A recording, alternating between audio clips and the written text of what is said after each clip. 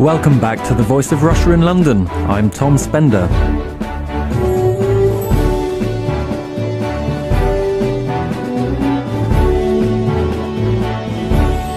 The UK is the online dating capital of Europe, according to a new survey. More than 9 million Brits are logging on in the hope of finding partners. It's an industry that last year generated £170 million for the British economy. Such is the demand that Britain has produced 1,500 of Europe's 5,000 dating websites. And about 30% of new relationships are thought to begin online. So what's going on here? Are British people perhaps much worse at flirting than other Europeans? Or is online dating simply a more efficient way to find your dream partner? With me in the studio to discuss this are Liz Hoggard, a features writer at the Evening Standard and co-author of Dangerous Women, The Guide to Modern Life, and Liz Hodgkinson, an author and a journalist. On the phone, we have Henning Wiechers, Chief Executive of Metaflake, which reviews online dating agencies, and Graham Jones, a web psychologist. So, why is the UK Europe's online dating hub? Henning Wiechers, your company Metaflake compiled the research. Perhaps you could start us off. Yeah, I think the most important reason is that the UK has the longest tradition of online dating in Europe. It came over from the United States about in the year 2000 more or less, and they started earlier, so they are more used to it, and they are a bit more willing to pay for it. So that's the main reason. It's not about the culture too much. Liz Hoggard, what do you think? Well, by default, I've become an apologist for internet dating, I think, because it gets such a bad press. And I suppose what I'd argue I think it's a really good thing. I think we don't have the same things we had 10 years ago. You know, we don't have people having dinner parties and office parties in the same way. I think it's really hard for people to meet, each other. And I noticed even my 20-something colleagues have all got these whizzy dating smart apps on their phones. So I think, in general, choice is just really good for people, and especially for women. But I think it takes quite a long time. I think it's like applying for jobs. I don't think it comes immediately. But yeah, I find it quite heartening, and I hope other people who've done the same thing are sort of rather encouraged to find that they're part of a new statistic. Liz Hodgkinson. I think online dating is something that ought to work, and I've got friends who have met partners online, but as far as I'm concerned, I have never met anybody or read a profile that has got the level of intelligence I'm looking for, let alone any other qualities. Graham Jones, why do you think Britain is Europe's online dating hub? I think it's absolutely true that the reason is that we started it earlier than other European countries. So they're just kind of catching up with us, really. But the popularity of online dating is, undeniable throughout Europe, and we're just slightly ahead of the game, that's all. British people have this reputation of being reserved, not finding it easy to kind of make contact with strangers. This isn't really something that has any effect on our dating culture, Liz Hoggard. I think it does, because I think alongside doing internet dating, you're still going on blind dates or going to parties in the hope of meeting people. But I think what it does is it opens up your potential. And I think the worst thing you can do is obsess about somebody who broke your heart and, sob in your bedroom for 10 years and assume that no one's ever going to match that again. That's a really quite depressing and quite a hard thing for us to accept. And I think, with internet dating, you could be going for cups of coffee with 5 people by the end of the week. I mean, I wouldn't necessarily advocate doing that. I could never cope more than about 2 people in my head at any one time. But yeah, you will meet kiss a lot of frogs before you actually meet somebody nice. And I think that's part of life. I think the one advantage you've got is the other person is single, and that they are potentially interested in getting to know new people. I think you should be up for hiring new friends as well as looking for a significant other. I think if you're too narrow and too prescriptive, then you're going to alienate people. And I do worry about those profiles that say you must be, and generally sort of advocating what weight women should be or how exciting you should be as a person. Why would you accept that in any other bit of your life? But I think it's really nice when people tell you a bit about themselves, like, what's not to be interested in. Liz Hodgkinson, you have to work hard, you have to push through, you can't find your dream match immediately, but you're still not convinced. They sound all right, but then, as Liz said, they're all single. Well, actually, they're not. A lot of them are not single. They're because the thing is, they're hiding behind anonymity. They can say what they like about themselves. When you meet them, you find that they're often nothing like what you expected, and that's what I'm finding. But of course, it is difficult with older people. It is yes, it's true. It's difficult to meet people, but the older you get. I mean, I'm very healthy for my age, but most men of my age are on buckets of pills. They've got heart problems. They've got gammy legs. I mean, these are the kind of people and they've got baggage, they haven't got any money. They've got small children, even though they're in their 60s. So I'm not saying it can't happen, but I think probably I'm looking for a stately home, really, not an ex-council flat. Right, okay, well, good luck with that. Graham Jones, are people dishonest online? Does it provide a kind of shield of anonymity behind which people can kind of be what they would like to be rather than what they are? This is really interesting, actually, because all of the research about whether we tell lies online or are truthful online fall into two camps.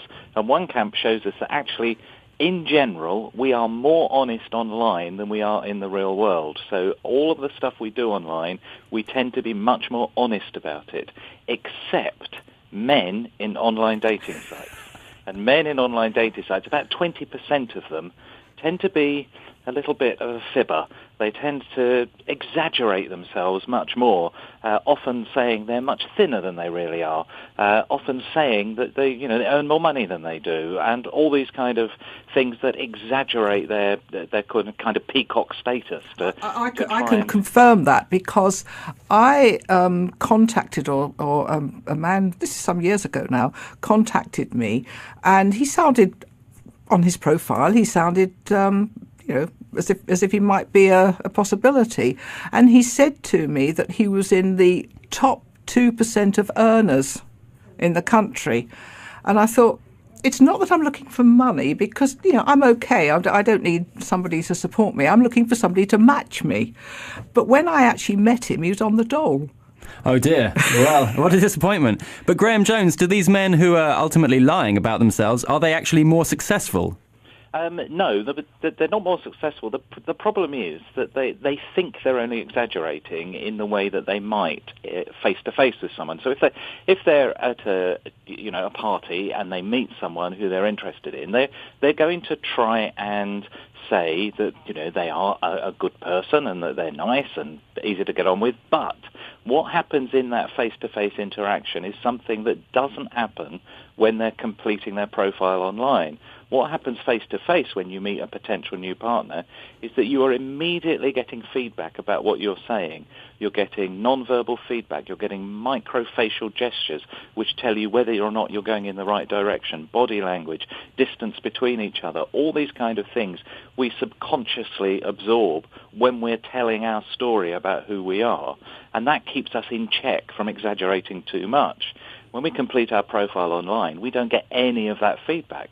So all this desire to impress somebody just comes out there's no control over it when men complete their profiles online. And that's the problem. They tend to over-exaggerate because there isn't that immediate feedback that they would get in the real world. Henning Wiechel, men are exaggerating. The online environment it's difficult to figure out who a person really is just by reading their profile. Frankly, online dating, there are a lot of kind of challenges involved in it that simply don't exist offline. Why is it working, or is it working? Well, yeah, it's working definitely, and we see how many money people spend for it, how many partnerships starts online. There are a lot of surveys, and they prove it. And I think the most important fact is that, today we have a second marriage market, which starts in the 30s or in the 40s. When you get divorced, when you suddenly wake up and you see that you worked for 20 years and you forgot to found a family or stuff like that. That kind of market wasn't there like 2 or 3 generations earlier. And for this market, you need new ways to find your partner. And it's difficult for let's say, for a single mom living in a little village to go out to the nightlife to find a new partner. So that's just a new way which fits to the new environment in the society. And there are a lot of disadvantages, right? And we don't really understand why the dating companies don't work on that, This step from online to offline, in like 7 of 10 blind dates is a big disappointment, because you don't get in the real life what you've expected when you go to blind date. And the companies should work on this topic. They should, for example, establish this webcam dating more, so people can get a better impression of themselves, of each other online. And there are a lot of other methods which psychologically can help to make this step smaller from online to offline. But the companies are very, very slow in doing this, and we don't really like it. You're listening to The Voice of Russia in London. I'm Tom Spender, and we're discussing online dating. Do we become too picky online? Do we reduce the search for a date to a kind of online shopping experience? And, if a potential mate doesn't tick all of our boxes, do we dismiss them out of hand when, let's say, in a bar or something like that, we might actually go up and talk to them, Liz Hoggard? Well, I think the trouble is I'd never have gone up and talked to anybody, so that's already off my radar. And the idea of web dating just fills me with horror as well.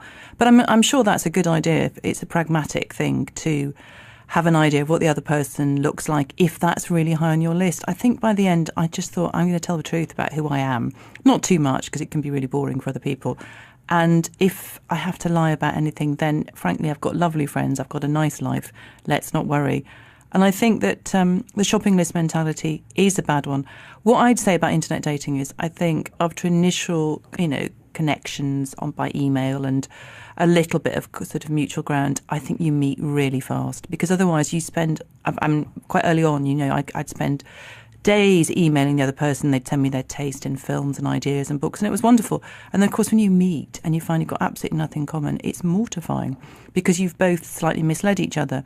I think it is just like being in the sitting room in a party trying to get into the kitchen, because that's where the interesting people are. And I think it just gives you a bit of a chance to get into that room. I really don't think it's very different from real life. And I do identify with a lot of what Liz is saying about sometimes male sort of the gap between what somebody is and how they're presenting themselves. But, I think we in society are partly responsible for that. They're supposed to be all these things, and perhaps we should be a bit more tolerant. I mean, my favourite one was I had a jazz musician who, when he turned up, bless, he was a busker, and he'd had to earn the money to buy me a drink before he could come and meet me. And if he said quite bluntly, if I hadn't have earned it, I wouldn't have turned up. And I thought that was sort of rather great. I mean, we were completely unsuitable, but, he told me about his life for half an hour. I'm a journalist. I found some great stories out of him. It wasn't a waste. Liz Hodgkinson, in theory, you don't have to choose between online dating and meeting people in other ways. Why not just do both? I do both. I do both. But I just thought that online dating, as Henning was saying, it's a new thing. The advantage it has is that you're all looking for the same thing. You're all looking for a partner. But all I can say is that possibly because of being a Fleet Street journalist, all my life I've been around very highly intelligent, very, very witty people. I'm not saying they're all very nice in other ways necessarily, or that there's an amazing chemistry between us, but at the very least they're good company. And at the very least, that's the bottom line of what I'm looking for, somebody who's fun. And I'm not finding these fun people online. I don't know why. Perhaps you could start a new dating website for journalists, Fleet Street Love or something like this. You see, I want someone with some achievements behind them, not someone who's worked in a local government office all their life and just retired. There's nothing that we would ever have in common. Well, listeners, if you're out there, do get in touch. Sorry if I sound snobbish, but I mean, what's the point? I've had two fantastic partners in my life, and who've been very stimulating, very amusing, very intelligent, very witty people. They've had their downsides, of course, but I'm not finding those sort of people online. They're not coming, or they're not looking for someone like me, one or the other. Graham Jones, are there, what are some of the other behavioural tics that people indulge in online dating that they don't necessarily do in real life? I mean, well, it is this lack of ability for us to understand them completely. So they need somehow in these sites to kind of have a halfway house between the online stuff and the real world, so that we can get to know people. So maybe, the first step after agreeing to somebody's profile that you quite like them is not to actually arrange to meet them, but maybe to arrange to have a video connection, video call together with them. Some of the sites will do that, but not all of them. And if that was the first step, you'd get to know a bit more about that person and be able to connect with them. But one of the difficulties that I suspect the site owners have is that there are two kinds of people who use these sites. There's the very sociable person, and that's why they're using these sites, because they're just extending what they would do naturally. They're very sociable, they go out to parties, they go out meeting people, and they also meet people online and check out online dating sites because they're very sociable people. And those people tend to have high levels of self-esteem, which means that they then engage with these people online really well, and they get through to the information they need.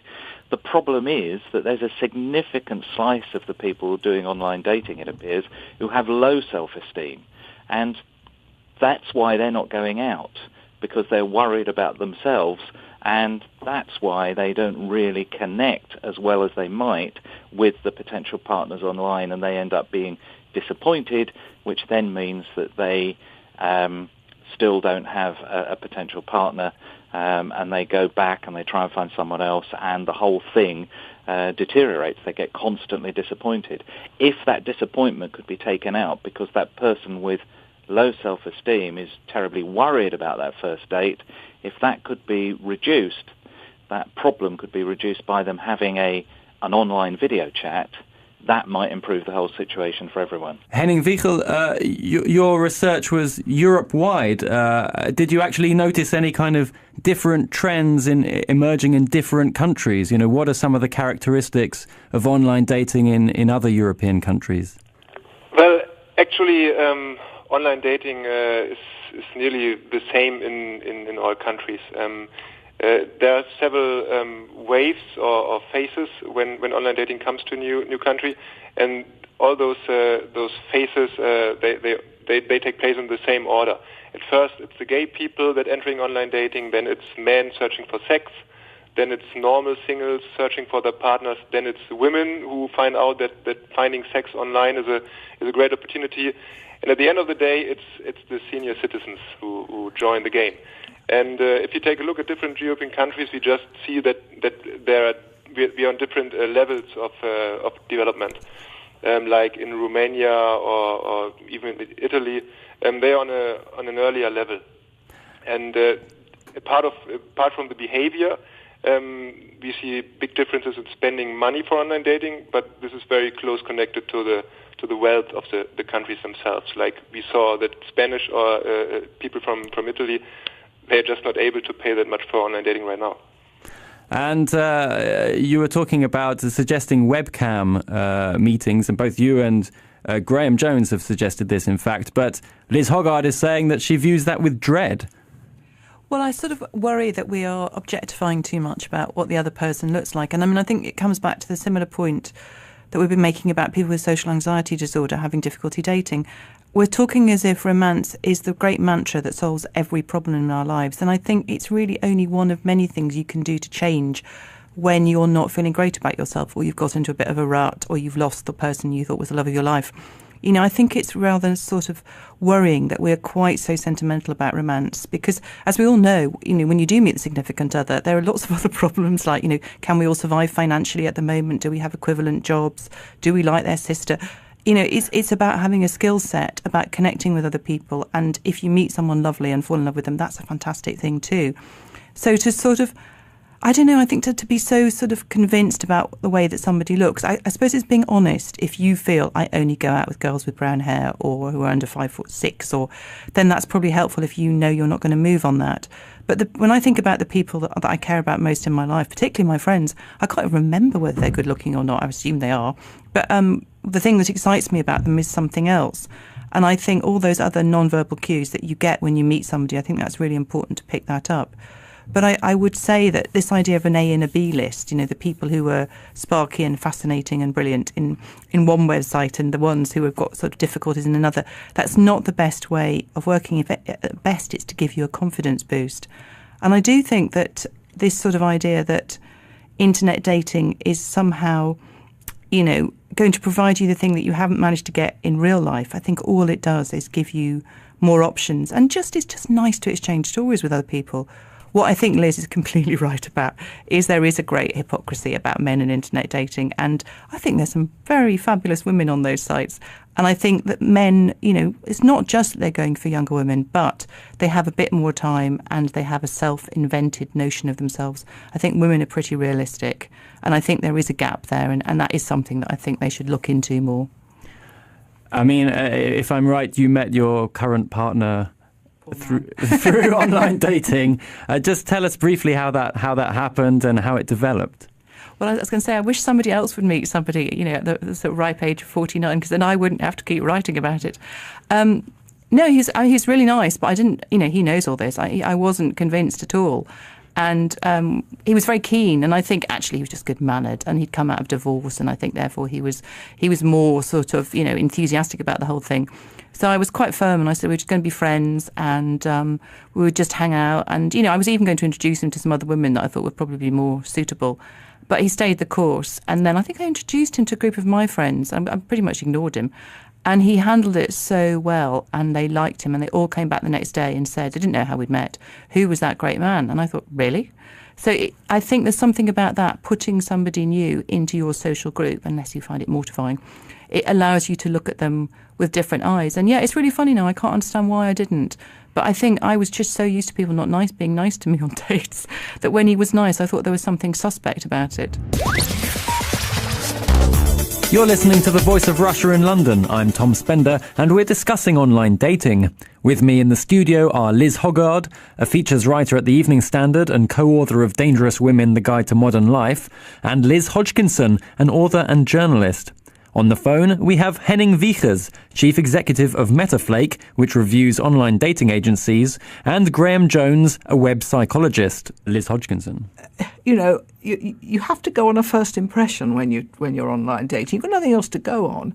And so if the first impression is off-putting, I mean, if I'm meeting somebody at an art gallery or at a party, for example, and I haven't been online, a new person, then I'm not really thinking, do they look like the sort of person that I'm looking for, if I enjoy their company? But, with online dating, appearance sort of seems to become much more important somehow because you don't know them. And what have you got to go on? Nothing really. You don't even know their names until they reveal them. Graham Jones, do you think that online dating is making us more superficial? I don't think it is. I think the problem is that the people who use online dating the most are the people that we know who have most what's called dating anxiety. So these are the people who actually get really worked up about meeting another partner. So I think the problem Liz is having with, finding the right person is that the dating sites have got so many men who are worried about dating that the men who are not worried about it, they will just go out and date people. So we've got a subset of the population, as it were, who really use these sites more actively than anybody else because they're most worried about meeting other people. And that's why they don't present themselves properly and why it might seem to be superficial. The real issue is these sites would work a lot better if perhaps the sites themselves could help people reduce their dating anxiety. And then the whole thing would be much more real world as opposed to this little microcosm of people who are really worried about meeting other people. Henning Wiechers, beyond offering kind of webcam chats, should dating websites start offering dating anxiety seminars and this kind of thing, or would that actually be off-putting to customers? They try to, but people are not really interested in it. To them, it's just another way to make money if they try to sell products like that. And they tried in the past, but it was nothing that people really liked or bought. So they switched this kind of services off again. Okay. And overall, I mean, online dating is something that has come to Europe from America and was adopted, let's say, by Britain earlier than other European countries. But do you think that online dating also encourages a kind of American-style dating culture, which is not something that is traditional, let's say, in Europe as a whole? Exactly.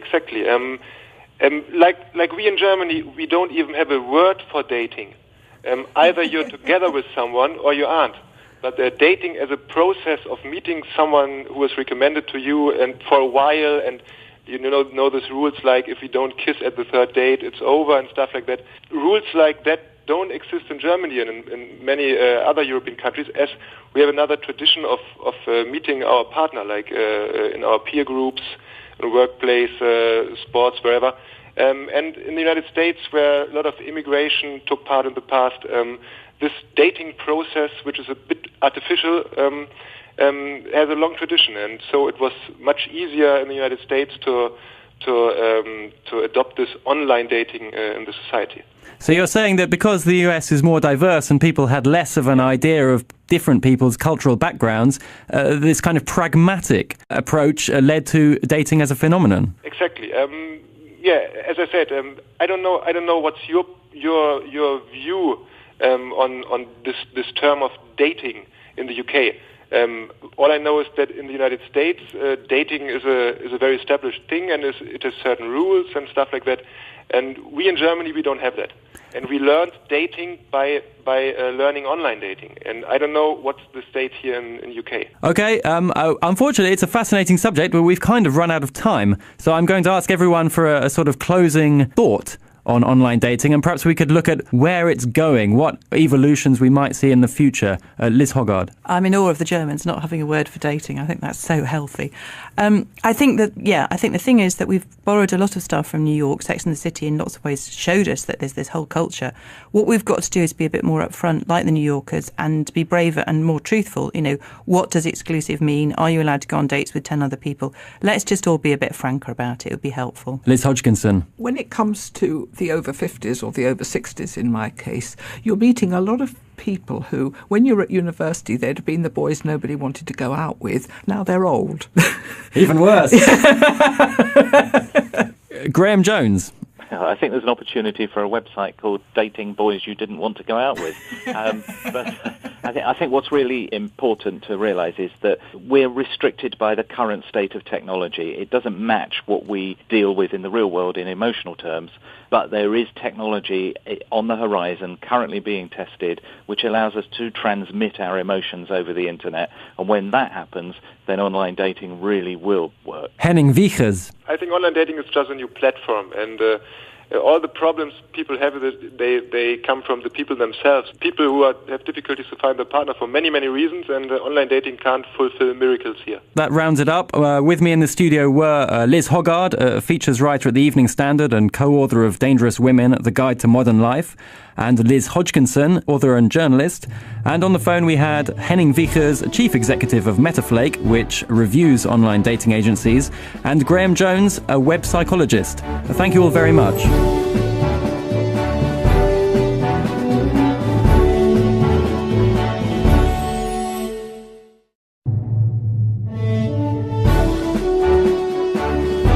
Welcome back to The Voice of Russia in London. I'm Tom Spender.